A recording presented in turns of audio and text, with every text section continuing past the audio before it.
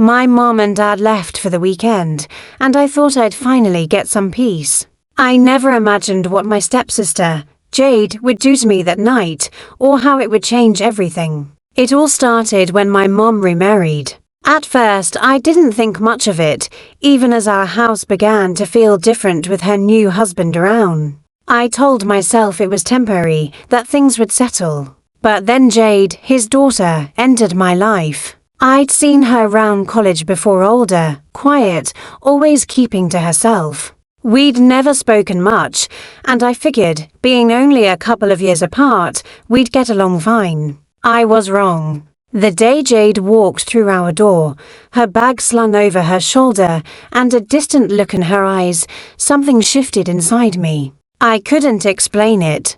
I brushed it off as the awkwardness of a stranger becoming family, but deep down, I knew it was more. Her room was across the hall from mine. That first night, I heard her voice through the walls, low and soft, like she was talking to herself. I didn't know it then, but that voice would soon haunt me. Days passed, and the unease of our new dynamic started to feel almost normal. We exchanged polite hellos in the hallway, but that was it. She'd vanish into her room after school, and I'd do the same. Then one afternoon, I found myself lingering outside her door. I don't know why. Maybe I was curious about what she was doing, or maybe it was something else. My feet had carried me there without a plan. The door creaked open and I froze.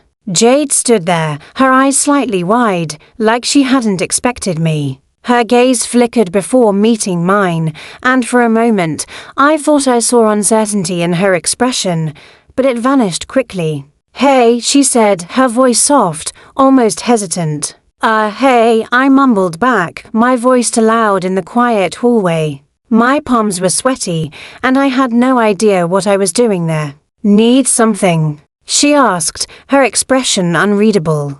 I couldn't tell if she was annoyed or indifferent, but something about her made it impossible to look away. I shook my head. No, I was just walking by. It sounded weak, even to me. She studied me for a moment, then stepped aside. "Come in if you want," she said casually. I hesitated. We weren't close, and I wasn't sure if I should accept, but something urged me forward, curiosity, or maybe the strange pull I felt around her. I stepped inside. Her room was exactly what I'd expected. Dark, a little messy, with clothes scattered on the floor but still somehow organized. A guitar leaned against the wall, a stack of books sat by her bed, and posters of unfamiliar bands covered the walls.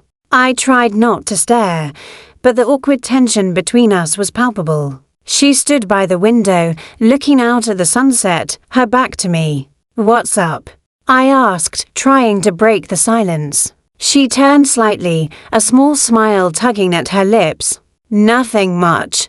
Just thinking." That was Jade, always lost in her own world. But there was something deeper in her tone, something that made my stomach tighten. "You play guitar?" I asked, pointing to the instrument, desperate to keep things casual. She nodded.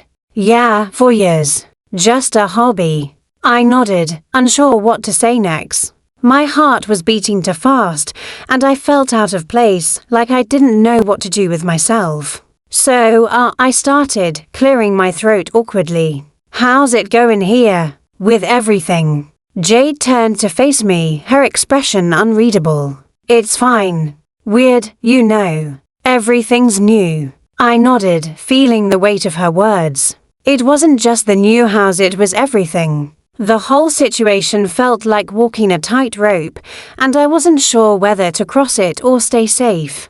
As the evening wore on, something shifted. There was a silent understanding between us, unspoken but undeniable. I was about to leave when Jade's voice stopped me, lower than usual.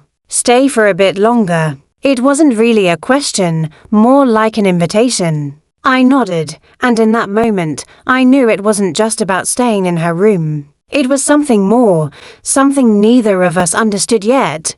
The days that followed felt different. Maybe it was my imagination, but every time I saw Jade, my heart raced. She didn't act any different, still the quiet, reserved girl who spent most of her time in her room, but the air between us had changed. I noticed the small things, the way her eyes lingered when we passed in the hallway, the way her voice softened when she spoke to me. It was like she was trying not to notice the shift, but I felt it. It started with passing glances that lasted too long, moments where the tension hung between us like a storm waiting to break. I tried to convince myself it was nothing, but my mind kept wandering to her. Dinners were a strange ritual. Mom and her husband sat on one side of the table, Jade and I on the other. The conversation was light college, our days, random topics, but there was an unspoken distance. Every now and then, I'd catch Jade glancing at me, her expression unreadable. I wondered if she felt the same pull I did. Then one Friday night, everything changed. I was up late, working on overdue homework, when I heard a soft knock at my door. My heart skipped a beat. I knew it was Jade before I opened it. She stood in the dim hallway, her eyes searching mine, like she was trying to figure something out. "Can I talk to you for a second?" she asked, her voice low, hesitant. Something in her tone made my stomach flutter. She wasn't looking at me like she usually did, distant, impassive. This time, her gaze was intense, waiting for my reaction. "Sure," I said, stepping back, my heart pounding. She sat on the edge of my bed, running a hand through her hair, avoiding my eyes. "I don't know if you've noticed," she began, her voice soft but heavy, "but things feel different between us." I blinked, confused. "Sorry." My voice was barely a whisper. She looked at me, her eyes dark with vulnerability. "I can't stop thinking about you," she admitted, her voice so quiet I almost missed it. The words hit me like a shock wave. My cheeks flushed, and I couldn't look away. "What do you mean?" I asked, my voice barely audible. Jade stood abruptly, pacing, her movements sharp, restless. "You don't get it," she said, stopping in front of me, her chest rising and falling. Whatever this is between us, it's not something I can ignore. It's too strong." I swallowed hard, my mind racing. She was so close, the air between us thick with unspoken tension. "I don't know what you're talking about," I said, but my voice wavered. Jade let out a sharp, humorless laugh. The air crackled, the invisible thread pulling us closer. I should have walked away, but I didn't. Instead, I whispered, "Then say it." Her breath hitched, her throat bobbing as she swallowed. "I can't control myself around you," she said, her voice raw, like the words hurt to say.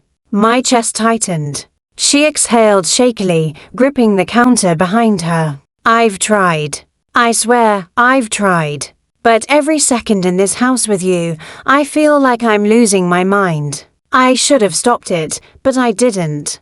Deep down, I knew exactly what she meant, the way her presence filled every room, the way my skin tingled under her gaze. "This is wrong," she said, running a hand through her hair. "Then why don't you stop me?" I asked, my voice barely audible. The space between us was unbearable, my heart slamming against my ribs. Then, the hesitation in her eyes vanished. She moved first, her hands gripping the back of my neck, her lips crashing against mine, hot and desperate. I gasped, my fingers digging into her shirt. It wasn't soft or slow, it was years of tension exploding. She pulled me closer, her body pressing against mine, the cool edge of the counter digging into my spine. When she pulled away, her breathing ragged, she whispered, "Tell me to stop." I didn't. "Don't you dare," I said instead. That was all she needed. Her lips were on mine again, deeper, her hands everywhere gripping my waist, sliding under my shirt, leaving fire in their wake. We stumbled toward my bedroom, her shirt gone, my hands tracing the curves of her chest. She caught my wrist, her forehead pressed against mine. "Last chance," she murmured. "I don't want a last chance," I replied. The door slammed behind us, her lips urgent, her hands gripping my waist. We fell onto the bed, her body pinning me down, her touch burning through me. Every kiss, every graze of her fingers was raw, desperate, like we'd been waiting for this forever. I let myself drown in her, in the heat, the need, the unspoken truth that there was no going back. The morning light brought reality crashing down. Jade was beside me, her arm draped over my waist, her breathing steady. She was awake, staring at the ceiling, her jaw tight. "Hey," I said, my throat dry. "Hey," she replied, her voice rough. The silence was heavy. "Do you regret it?" I asked. She looked at me, her eyes conflicted. "No. That's the problem." I felt the same. Then we heard a car door slam outside. Panic surged through us. We scrambled, pulling on clothes, smoothing the sheets, erasing any trace of what happened. Jade was at the door when she muttered, "This isn't over." Then she was gone. Mom and Dad came home, and we slipped back into our roles as stepsisters. We didn't talk about it, but it happened again and again. Every time they left, the house became ours, and the tension we'd buried resurfaced. A glance, a brush of skin, a silent challenge. Jade always broke first, pushing open my door, her eyes dark with want. I never stopped her. Each time was more intense, each time we swore it was the last. But it never was. During the day, we were normal eating together, laughing at Dad's jokes, helping with groceries. But when the house was empty, we were something else entirely, tangled in a secret we couldn't escape.